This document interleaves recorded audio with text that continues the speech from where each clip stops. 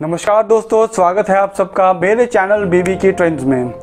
हम आजकल बस यही बात करते हैं कि कोरोना के कितने केसेस आते जा रहे हैं, कोरोना की पेंडेमिक की वजह से हमारी ज़िंदगी पे क्या असर पड़ रहा है। हम यही सोचते रहते हैं कि कोरोना की वजह से हमारा बिजनेस, हमारे आसपास की सोसाइटी या हमारी ज़िंदगी पे इसका क्या असर पड़ रहा है। कोरोना की वजह से हमारी सोच सिर्फ हम तक ही लिमिटेड होकर रह गई है और ये सोच हमारे अंदर इसलिए भी है क्योंकि हमें बस आजकल यही दिखाया जा रहा है। हम वही सोचते हैं जो हमें दिखाया जाता है। तो बस इसी सोच को लेते हुए आज मैं इस टॉपिक पे बात करने आया हूँ कि हमारे समाज में कुछ ऐसे वर्ग भी हैं जिन पे हमें ध्यान देना चाहिए, पर शायद हम ध्यान नहीं दे रहे क्योंकि हमने उन्हें अपने समाज से अलग कर दिया है या फिर हम उन्हें अपने समाज का हिस्सा नहीं मानते। हमने खुद ने उन्हें अपने समाज से इस तरीके से अलग कर दिया है कि हम उन्हें अब अपने समाज का हिस्सा मानने के लिए तैयार ही नहीं हैं। और इसीलिए जब भी कोई बुरी कंडीशन आती है या बुरी सिचुएशन आती है या फिर अच्छी सिचुएशन आती है, हम उन्हें कभी याद नहीं करते। ऐसे ही कोरोना पेंडेमिक के टाइम में कुछ ऐसे वर्ग हैं हमारे समाज के जो हमारे समाज का हिस्सा होते हुए भी हमसे अलग हैं, जो हमारे समाज का हिस्सा होते हुए भी हम कभी उनके बारे में सोच नहीं रहे या हम उनकी कोई मदद नहीं कर पा रहे, या शायद कुछ लोग कर पा रहे होंगे पर ज़्यादातर लोग जिन्हें करना चाहिए शायद उन्होंने कभी सोचा भी नहीं होगा। तो चलिए आज ये वीडियो शुरू करते हैं। इस वीडियो का मकसद समाज के उन वर्गों को हाईलाइट करना है जिन्हें हमें मदद करनी चाहिए, बट हमारी सोच की वजह से हमने उन्हें अपने समाज से अलग कर दिया है, या हमारी सोच इस तरीके से हमने बना दी है कि हम उनकी मदद करने के लिए सोच ही नहीं पा रहे। हमारे मन में या दिमाग में उस तरीके की बात ही कभी नहीं आई कि हम उनकी मदद करें। चलिए शुरू करते हैं। सबसे पहले बात करते हैं सेक्स वर्कर्स की। सेक्स वर्कर्स जिन्हें हम अच्छी नज़र से नहीं देखते या बिना सोचे समझे हमने उनके लिए अपने मन में एक गलत धारणा बना ली है कि वो हमारे समाज का हिस्सा नहीं है या वो हमारे समाज का हिस्सा बनने लायक नहीं है।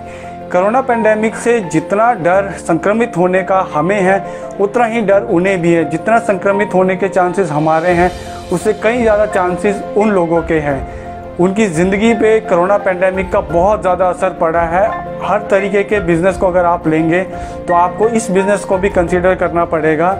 सब बिज़नेस में अगर आप कंसीडर करेंगे तो ये भी एक ऐसा बिज़नेस है जो बिल्कुल ठप पड़ा है, जो बिल्कुल बंद पड़ा है, जिसकी वजह से ये जो सेक्स वर्कर्स हैं ये बिल्कुल कमा नहीं पा रहे। इवन तो हमारे NGOs हैं, हमारे कई कम्युनिटीज़ हैं जो सोसाइटीज़ या इन मददगार लोगों की जो मदद करते हैं उनकी नज़र में भी शायद ये लोग नहीं आए हैं। कुछ लोग हैं, कुछ सोसाइटीज़ हैं या कुछ कम्युनिटीज़ हैं जो इन लोगों की मदद कर रहे हैं, बट इसके सिवा बहुत कम लोग हैं जो इनको शायद मदद कर रहे हो या इनके बारे में सोच भी पा रहे हो कि इन्हें भी मदद की ज़रूरत है। देखिए, ये काम करना नहीं करना सबकी ज़रूरत होती है, बट इस काम को करना है कि नहीं करना कई लोगों की मजबूरी भी होती है। इनमें से कई लोग ऐसे हैं जो लोग ये काम नहीं करना चाहते बट मजबूरन उन्हें करना पड़ रहा है। इनमें से कई लेडीज़ ऐसी हैं, कई फीमेल्स ऐसी हैं जो पढ़ी लिखी है पर समाज में उस तरीके की नौकरी ना मिलने के कारण, अपना घर चलाने का दबाव होने के कारण, अपनी रोज़ी रोटी कमाने के लिए वो इस काम को कर रहे हैं। कुछ समाज में ऐसी महिलाएं भी हैं जो घर से बहुत दूर रहने के कारण ये काम कर रही है और उन्हें प्रति माह अपने घर में कुछ ना कुछ पैसे भेजने पड़ते हैं और वो अपने घर पे इस बात को छुपाए हुए चुपचाप इस काम को करे जा रहे हैं क्योंकि घर में पैसा देना बहुत ज़रूरी है। घर का खर्चा चलाना, घर में बच्चे हैं, घर में बड़े पेरेंट्स हैं, बूढ़े पेरेंट्स हैं, उनको संभालना भी बहुत ज़रूरी है। तो जब ये लोग इस सोसाइटी के लोग जो है इस काम पे आते हैं करने के लिए, तो उन्होंने कभी ये नहीं सोचा होता है कि इसका असर क्या होगा, पर उनके मन में सिर्फ एक ही इच्छा होती है, एक ही जो उनका लक्ष्य होता है कि पैसे कमाना और अपनी फैमिली को सिक्योर करना या अपने आप के लिए रोज़ी रोटी कमाना। इंसान को रोज़ी रोटी कमाने के लिए कुछ भी करना पड़ सकता है, यहाँ तक कि लोग भीख भी मांगते हैं, पर ये भीख मांगने से बहुत अच्छा काम है।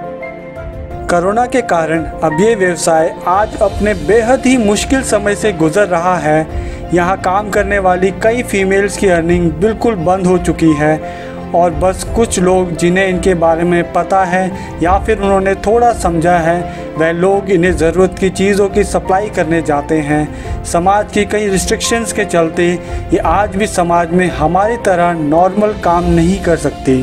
ये कैसी विडंबना है कि हमारे जैसे होते हुए भी हम लोगों ने उन्हें कभी अपने समाज का हिस्सा नहीं माना, वो लोग कभी भी जब अपने घरों से बाहर निकलते हैं तो वो अपने आप को हम लोगों से छुपाते हुए निकलते हैं, क्योंकि हम लोग उन्हें अपनी तरह नॉर्मल ह्यूमन नहीं मानते। पर बात जो भी है, बस आज ये कहना चाहूँगा कि उन्हें बहुत ज़रूरत है इस मुश्किलों की घड़ी में, उन्हें आप लोगों की बहुत ज़रूरत है। जैसे आप सब लोगों की मदद कर रहे हैं, गरीबों की मदद कर रहे हैं, समाज के अलग अलग वर्गों की मदद कर रहे हैं, तो आप इनकी भी मदद करें। जिस तरीके से ज़रूरत बाकियों को है उसी तरीके से इनको भी है।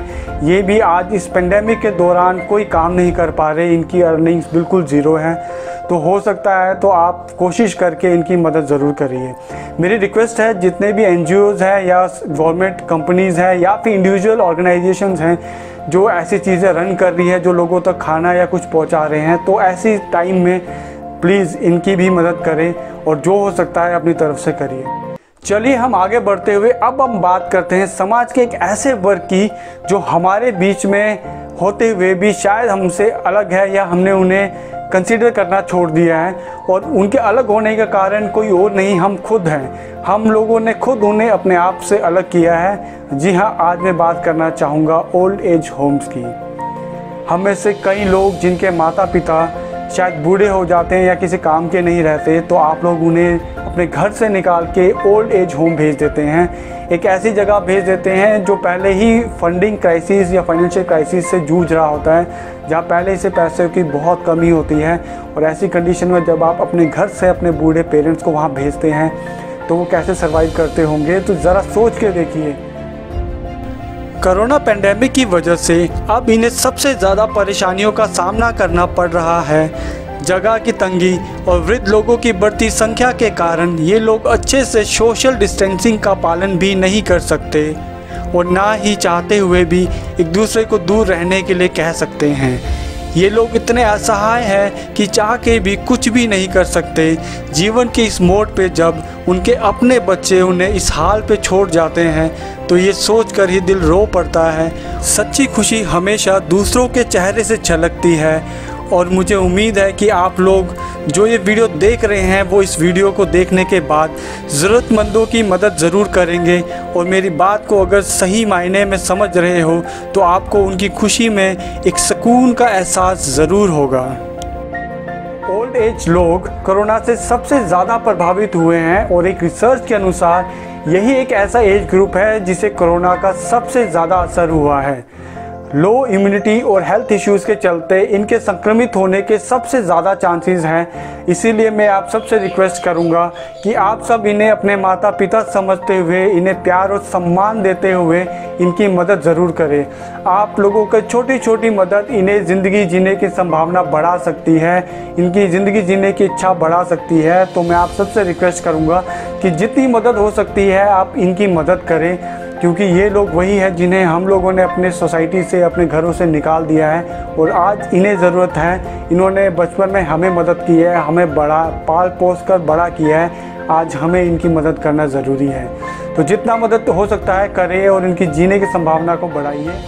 इसी के साथ मैं आप सबसे विदा लेना चाहूँगा और आशा करूँगा कि शायद आपको ये वीडियो पसंद आई होगी। अगर आपको ये वीडियो पसंद आई है तो आप इसे लाइक करिए, शेयर करिए, और आप चैनल पे नए हैं तो इसे सब्सक्राइब करिए। इसी के साथ हम नए किसी टॉपिक के साथ दोबारा इस चैनल पे हाजिर होंगे। देखने के लिए धन्यवाद, शुक्रिया। जय हिंद, जय भारत, धन्यवाद।